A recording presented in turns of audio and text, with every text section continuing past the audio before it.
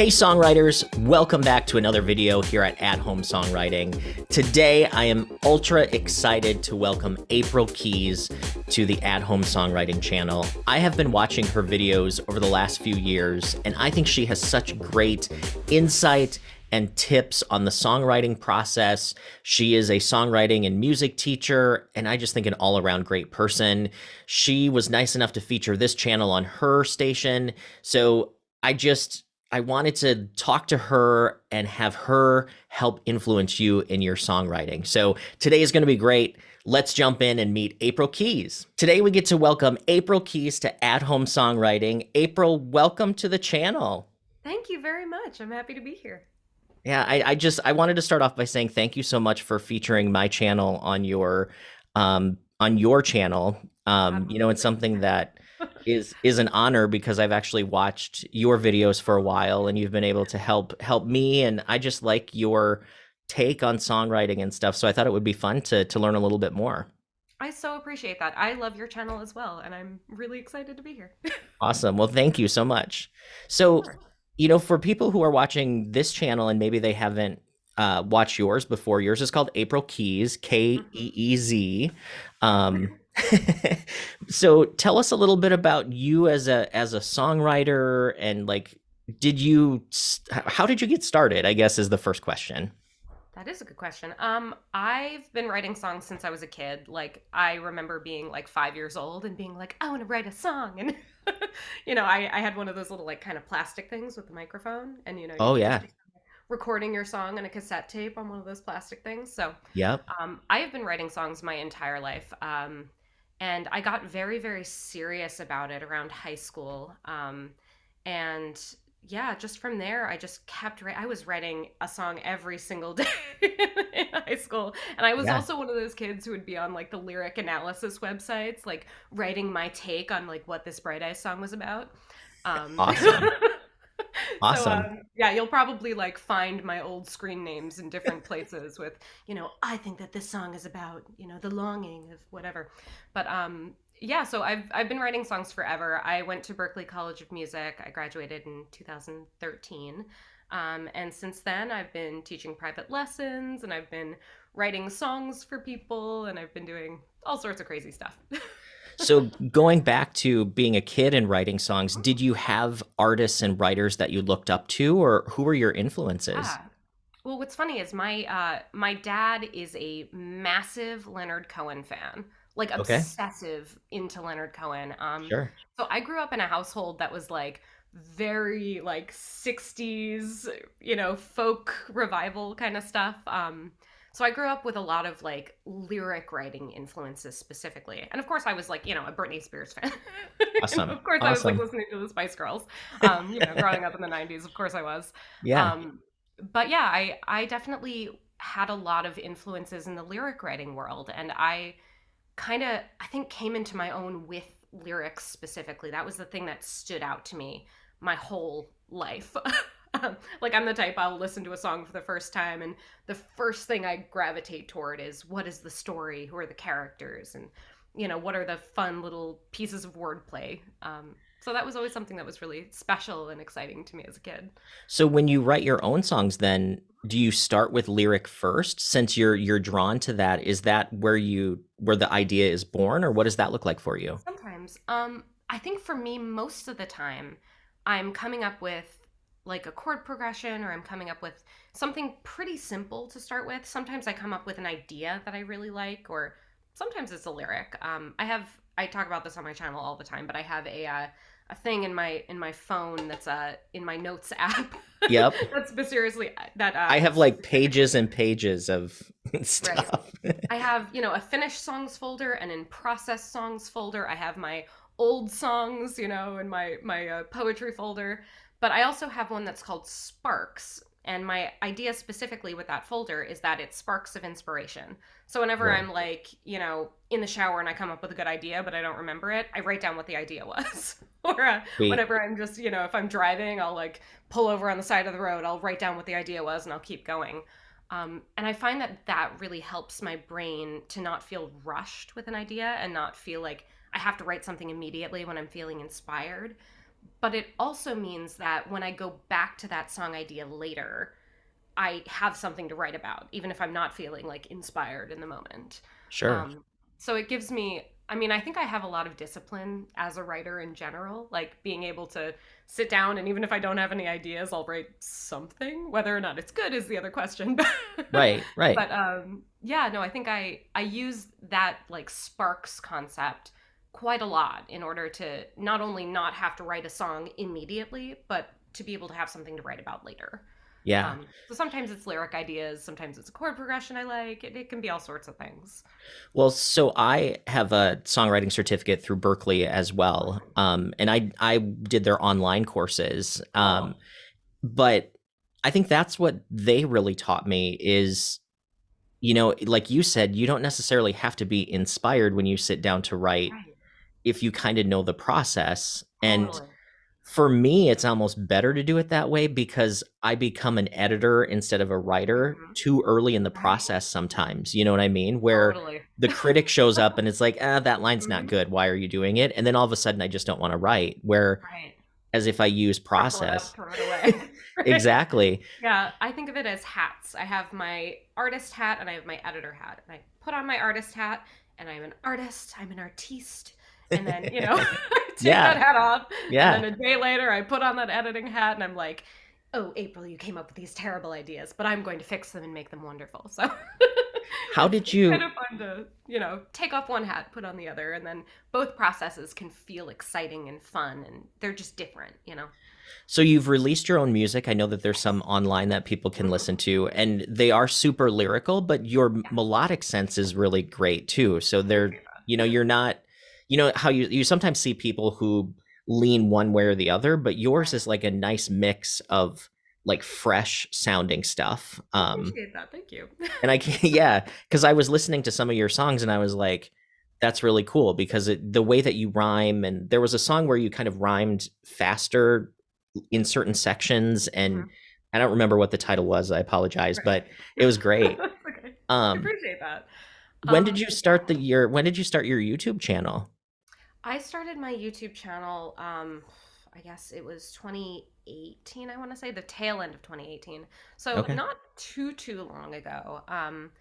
And I think when I started my channel, it was very much trying to just put my things out there. Like I had Sure. always had, excuse me, I'd always had a lot of anxiety about putting my music into the world. I was very much like, everyone knew in my life that I was this musician and that I loved writing songs and that this was, my life path or whatever. But nobody had heard my music. Nobody, like not a single person, aside from, my husband had heard my music. Sure. um, but yeah, it got to this point where I sort of realized like, if I don't put my music out there, it lives in my head and that's wonderful and I can experience it and have a great time with it. But honestly, what is the worst that can happen? I put a song out there, everyone hates it. Okay. Then I put another song out there and maybe they'll like it. I Yeah. had this sort of, it clicked in my head at some point. I'm going to put my music out into the world and just see what happens. And it turned out that what happened was that people really enjoyed it and that was really cool. Awesome. um, and so that was tail end of 2018. I started putting my music on YouTube and then in the new year, I thought what would be really cool would be what if I taught people how to write a song? Because I had all of this songwriting experience, I had all of this teaching experience. What if I post a video called like how to write a song or the steps to write a song? So I kind of explained my process and went through that. And I realized that I really liked making tutorial videos and people seemed to be enjoying them and gaining stuff from them. So I just kept going and here we Awesome. are and it's pretty cool. Yeah. Well, and really honestly, like if people haven't checked out your channel, they should head over there after this video though. And I'll put a link in the description so people can check it out as well. So I know you and I were talking before we were on today really about how we both want to help people write songs, and we want to especially help, you know, newer people that are coming into songwriting and they're like, how do I write songs? And one of the topics that I had thought of us talking about was really, you know, it's great that you brought up sparks because how do you take you I think we're all great at saying like that should be a song, or like Right. I have a title, or I have a That's riff, or I have big. something. Right. It's like, now what? So Right. do you have a process that you like to share with people that you're teaching? What is your spark to fire process, I Oh, guess? I love that spark to fire We should process. trademark that. That's the That is excellent. I was wearing a shirt earlier today and I changed out of it, but it said ignite the spark on it. So maybe I should have kept that on. there you but go. um but yeah, I think what I like to do specifically, and I do this a lot with my students, is outlining. So the process of basically taking all of these song ideas that kind of come up into your head, condensing them down. So if you had, for instance, you wanted to write a love song, you would just come up with that really super simple idea of "I love you," and you would plot out your entire song. So you'd say verse, verse, chorus, verse, chorus, bridge, chorus, or whatever. Yeah. And then for each of the choruses, you put your main idea. So you say, "I love you, I love you, I love you," and then for your verses, you start to flesh out that story. And the way I like to do that is often with sense description exercises and those sorts of things. So, for instance, I might come up with a bunch of reasons why I love someone, or I might come up with a bunch of memories about why I love someone. And then I'll put in my first verse, "I love that you were so kind and generous when we were eating dinner and you let me finish your food," or, what? You gave More me your likely it's the fries. other way around. I'm just You gonna, here you go. you but gave me your extra fries. It was Right, great. you gave me your extra prize, and that was kind of you. And then my next verse is going to be something a little more intense. So maybe I loved when we went on that picnic and something else. I don't know why this is food today. It's going to be food today. It's always But food then, with me. my next verse might be something a lot more intense. So it might be, so, if my second verse is our first date on the picnic, and then my last verse is, when you proposed on the picnic, or it might be, something to that effect. And then my bridge is often something along the lines of like a plot twist, like sometimes I worry that you don't love me as much as I love you. Or it might be something a little more intense, like I am so excited about our future together, or it'll just kind of go off from there. Or it might be a big, big summary of like, I love you so much, it drives me crazy. So I'll kind of build out the song idea like that. So I'll just put like a sentence for each of these song sections, kind of the way you would outline like an essay. Yeah. And then I'll just build it out from there. And a lot of the time, what I do with my students is we'll just focus on rhymes. So we'll come up with maybe one line for the first verse. So, if we're talking about, you gave me your extra food, we might come up with a line about like, you gave me that extra fry. Okay, so now we're going to look at, Rhyme Zone or one of these other kind of rhyming things. I like songcraft.io a lot. They have a little rhyming section. Cool. But we'll look at fry. Okay, what are some rhymes for the word fry? And we'll think fry, lie, die, I don't know, apple pie, right? Okay, so apple Sure. pie, perfect. Okay, we're at McDonald's. There's apple pie, there's fries. Okay, and then we can kind of keep going from there. And then that way you're able to, I think of it like Sudoku a Sure. little bit, right? Yeah. Like Yeah, you're yeah, yeah. building a song in pieces like that, but then you're keeping in mind that right now you're an artist, you're not an editor. So if you decide later that you totally hate the rhyme apple pie, who cares? Get rid of it. Add something new later when you're in your editing hat. But I am a very big believer in finish that song. Just sit down, finish that song. If it doesn't get finished, you're probably not going to go back to it. Right. Or maybe you'll use that idea as a spark and write something completely different. But if you're writing half a song every single time you go to write, you get really good at writing half a song. Yes. Right? You're practicing writing half a song. So Yeah. practice writing that whole song is like my biggest It's funny. advice. It's funny that you say that, because I had someone ask me the other day, like, well, don't you have any songs that are half done sitting around that we can finish? And I was like, Not really. actually, not really. I have trained myself to finish them. And I'm also not, I know some people are like this, but I'm not a have 8 songs going at the same time Right. type of a person either. I'm more of I'm working on this one. I want to Hmm. get it finished, and then I'll work on something Right. else. And I think that's so important, because I see so many people say like, I started a song, but I don't know what to do with it, or I don't know, like, I haven't finished it. And I think it does come down to they don't know how to finish it. Yeah, And that's where I think outlining and what you're talking about is so important, because you have that map of how to get there, right? Like, absolutely. And that's the thing, you need a roadmap, especially if you're just getting kind of into the process. And now I think I still internally, when I am in the middle of writing, still kind of use that process, but now it happens in my head and I can do it a lot quicker because I've been doing it for years, you know? yep, But I guess I do have some unfinished songs, but I started them in like 2013, from years right. ago.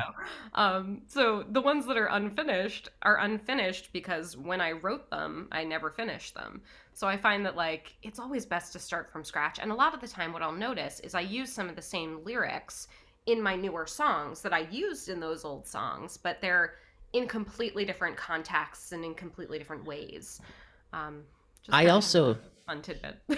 I also believe that there's a mindset that you get into about a particular song, hmm and you have a certain feeling about it, and you sort of get in this, it's almost like a creative hypnosis, right? Where Totally. you're like focused on it. And then if I'm out of it, I don't get back. It's not the same when I come hmm back to it. Well, and that way, the song kind of has this like Frankenstein's monster, like just not quite right sort of feeling to it. Like, the arm came Yeah. from somewhere, but the leg came from somewhere else, sort of deal.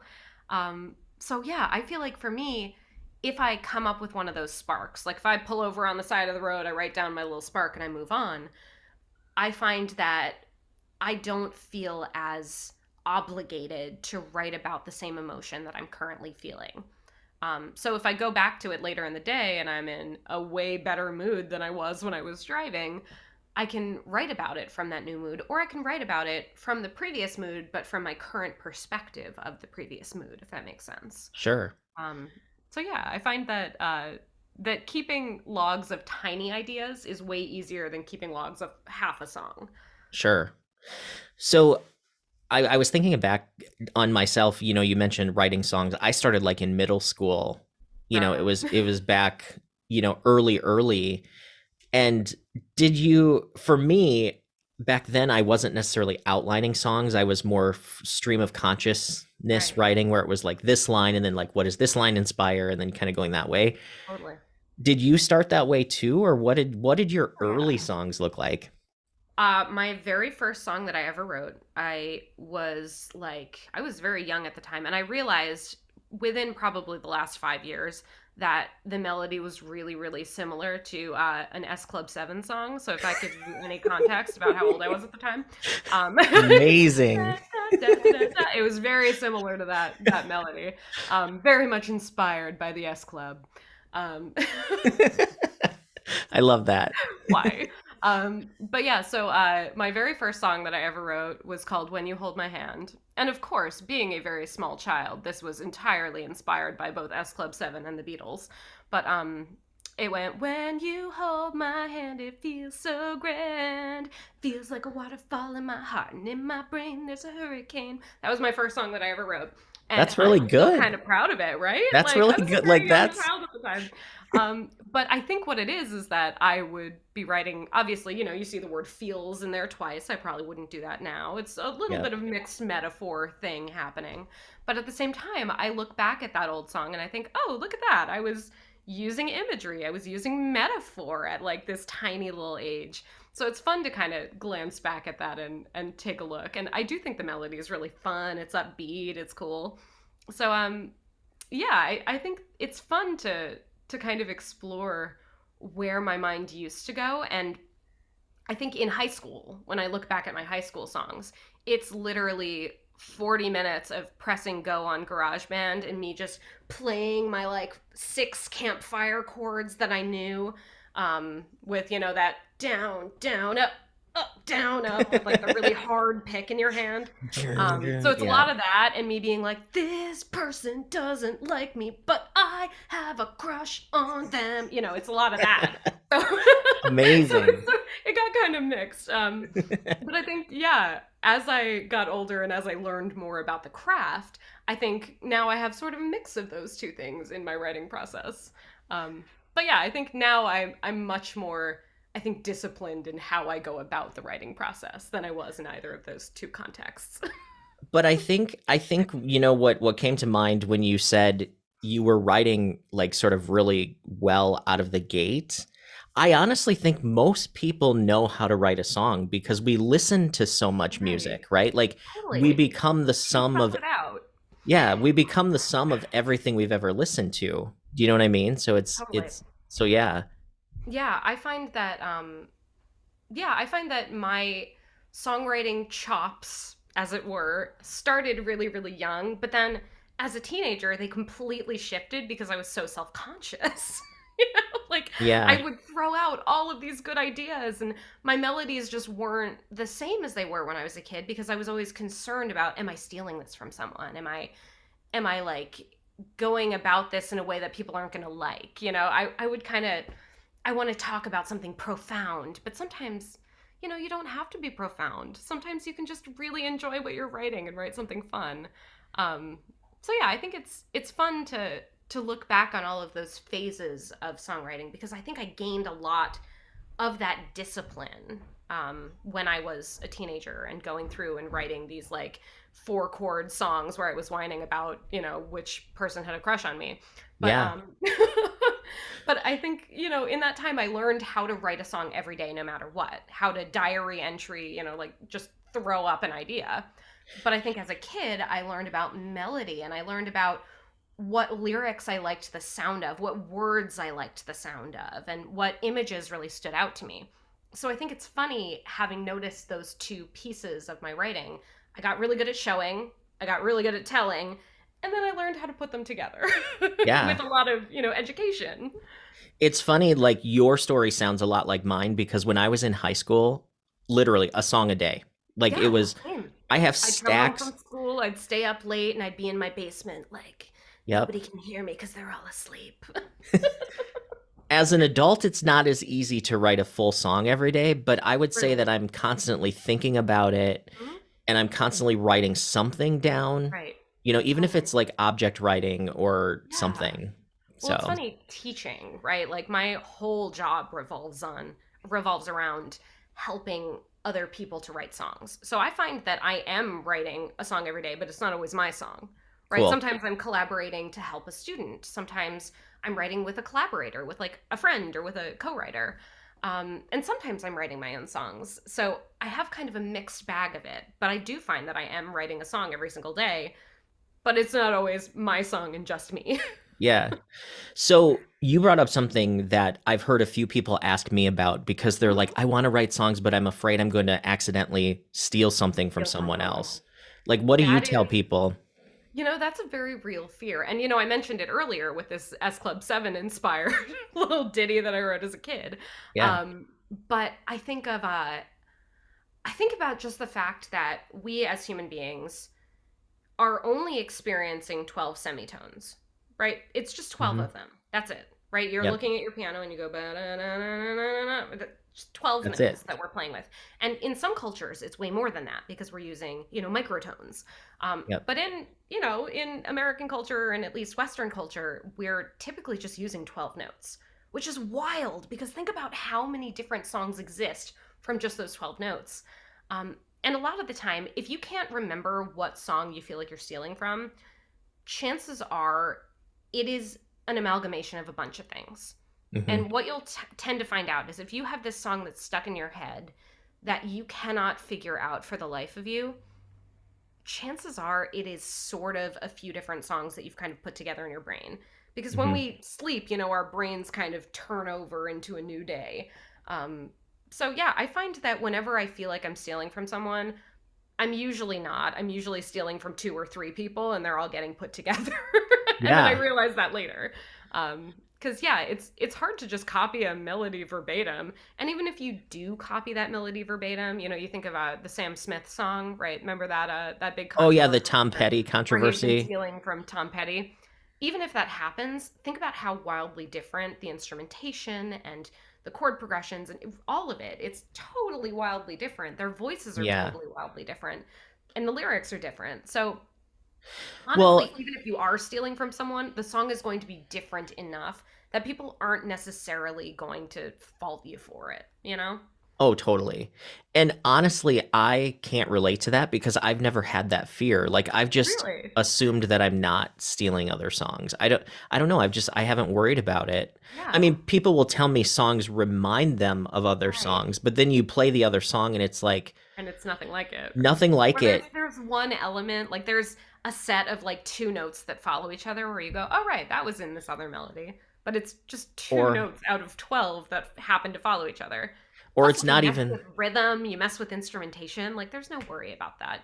If you feel like you're doing exactly the same thing as another song and you're that concerned, just tweak a couple of things and it's going to be different enough.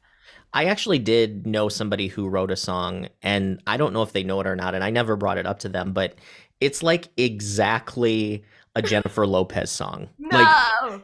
it That's is so it is funny. it is waiting for Oh, tonight, like down to the note. tonight. Like Whoa. Oh, and that's such an awesome I song was like, too. well, maybe they did it on purpose. Maybe it's an Right. interpolation or whatever they call it of the song. Right. But I was like, that is completely that song. But So funny. I kept my mouth shut. I was like, maybe they meant to do it. As long as Right. they're not Well, getting sued, it's and okay. you also have certain chord progressions and certain melodic ideas and certain lyrics that get passed down and passed down and passed down and passed down. They Like do. I think of, when I was in middle school and I wrote a song called Perfectly Imperfect, and now I hear the John Legend song where he says perfectly imperfect. I thought I was being very clever at the time. Yep. And Yep. then I hear, somebody else singing it and I'm like, "Well, that's really funny that we both had this idea completely independently." So, it just part of it just comes from this idea that humanity and our whole existence and our whole culture and society and all of it is so based around storytelling. Like we're just Yeah. naturally storytelling beasts. That's just what we're good at as a civilization. Yeah. So it's really funny kind of thinking about that we all tend to have these associations and we all have these specific stories that we wind up getting hung up on. Um, and even if you feel like you're writing something totally new, like you might not be, but that's okay because part of what makes us human is this idea that we're relating to each other based on story. Exactly. So how do you write your melodies then? Like what's your melodic process look like? Mine is very improvisational. I mean, I've in college I was doing a lot of jazz vocals. I was studying a lot of that sort of concept, like getting good-ish, I hope, at being able to just kind of make stuff up as I went. Sure. And as you know, I was a vocal principal, so I was studying voice in a really big way. And I think in practicing singing and practicing improv and jazz, etc., I think I started noticing different patterns that I liked, and I started noticing what I tended to fall back on, the ideas that kind of kept coming back and coming back. So yeah, I think a lot of my melody writing tends to just come from a very improvisational place, just having done a lot of study of that. Um, but I also, when I'm working with my students, I think that's a very scary thing. The idea to just right, like just to kind of make stuff Yep. up, is really challenging. To think of your voice as just an instrument that you can improvise on. Uh, so yeah, what I tend to do with my students is I get very nitty gritty detailed, especially those kids or adults even who are very, very analytical. The people who think of things like they are just puzzles or spreadsheets, like those kind Yep. of people who are just very like, I have a lot of students who are like, I'm not really an artist. Yes, you are. You're just a different Yeah. kind of artist than I am. Like, I just kind of do stuff and it exists. But I have a lot of friends who are artists who don't believe that they're artists because they play an instrument, but they follow what it says in the sheet music. You're still an You're artist, still right? right. It's You're still still it's creating so much you're creating a dynamic and yeah, right. you're creating a musical experience. Exactly. So Yeah. I find that for a lot of those sorts of people, what it comes down to is making it feel like a puzzle. So, okay, we're playing this chord progression. Let's look at these four chords that we're playing. Let's pick one note from each of those chords, right? And then we're going to listen to what that sounds like. And I do this a lot with younger kids using Google Chrome Lab, with all the pretty colors. Oh, sure. Yeah. So Yeah. it's like, okay, if my chord that I'm playing is, red, orange, green. Okay, I can look at red, orange, green. Let's pick one of those colors. Let's put orange up here. And then our next one, we've got a red in there. Oh, okay, let's, pick a red.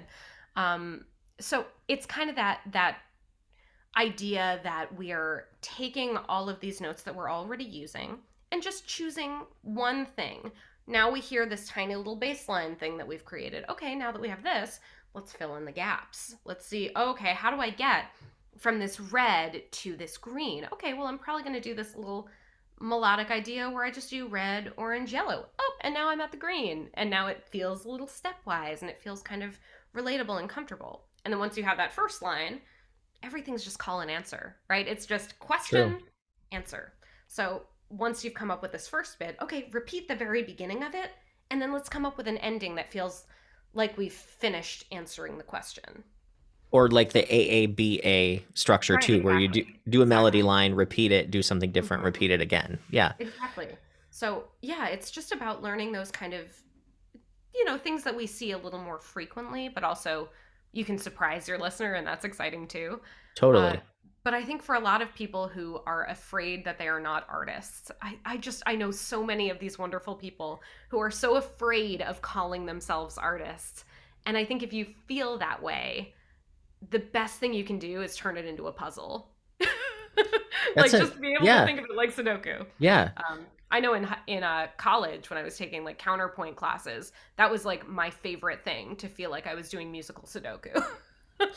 Well, you said something earlier about you've written songs so much that you just do it by instinct now. Yeah, totally. And I think there have been certain processes or certain systems of writing songs that I've had to consciously focus on, Oh and yeah. it feels awkward. It's like driving a stick at first, right? Like Yeah, totally. But then it you becomes much more natural. You start to yep. learn where those gears are. Yeah. And I think that's cool. Like you said, if you're struggling with finding melody notes, maybe on your next 5 or 10 songs, look at your chords and write down Right. all those notes. Mm-hmm. And then you don't have to put the like you don't have to Right. come up with it. It's sort of you just select it, you know? Yeah. Well, and part of that too is once you feel like you've been writing the same thing over and over, which a lot of people get to that point where they're like, why do all my songs sound the same? Yep. That's when you pick something new up, right? Like that's Yep. when, okay, you've been playing the guitar for a while. What if you put yourself in drop D? Or what if you start using your instrument differently? Start using kind of more percussive stuff. Use the bottom of the guitar as a drum. Or what if you start using on your keyboard? What if you start using that little, what if you start kind of Pitch playing bend, around yeah. with different sounds? Exactly, the pitch bend. So what if you start playing around with different sounds or in different keys than you're used to playing in?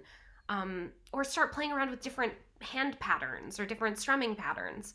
I think there are so many different ways to make things a little more creative. And once you dive into music theory, which a lot of people I think are afraid of music theory because it sounds very intense and spooky. Yeah. You hear the lightning, music theory, you know. Right. Well, they think of these giant like thick books and like all of a Right. sudden it's like Beethoven and But no, Mozart and like but oh for my god. me, like discovering secondary dominance, like, Right? oh my God, it was the most amazing thing because Same. it sounded really scary at first. And then it was just like, oh no, you just put, the fifth of the scale, you just put it before your note. And oh, that's amazing. And it sounds like you're going home even though you're not. That's so cool. Yep. So I think just learning tiny things. And for me, I'm so curiosity driven. All of my art Same. comes from I'm really curious about something. I tell people all the time when I was in high school, I wrote a poem about the y-axis of a scatter plot falling in love with the x-axis and how they only meet once, Ooh. right? So I'm just very driven by curiosity. I'm like, That's what if I am a black hole? How do I write a song about the concept of black holes? So right. if I'm really curious about a topic, I write in order to learn more about that topic or feel like I'm connected emotionally to that topic enough that I can pick up Interesting. more information about it. Yeah. And I do that lyrically, but I also do that through chord progressions and through melodies. Like, what if I start this melody on a note that is not in my chord? Okay, I'm creating this cool chord extension now. And then I can go, Yeah. and it resolves in a really pretty way. So I find that deeply fun. So if you can kind of gamify your songwriting process, or if you can create, like, if you can just find things that inspire you from a curiosity standpoint, you'll come up with way more interesting things. Like, you're starting to write about things that you wouldn't, you're not writing, I am sad because, or I am in love, or I am, all of these typical song structure ideas. It Yeah. becomes not I am in love, but the X and the Y axes of this scatter plot have fallen in love. And what is this beautiful romantic love story? Like, you start to write these really bizarre concepts that wind up being kind of interesting. Right. So yeah, I find that curiosity is the most exciting driver. And just like, okay, well, I've been playing guitar for years. What if I just try out a piano? What if what if I decide I'm going to write my whole song around just shaking a tambourine and see what happens? Or I'm going to record something in, my DAW or my voice memos, and then I'm going to layer something else on top, and then layer something else on top, and just write an a cappella weird thing.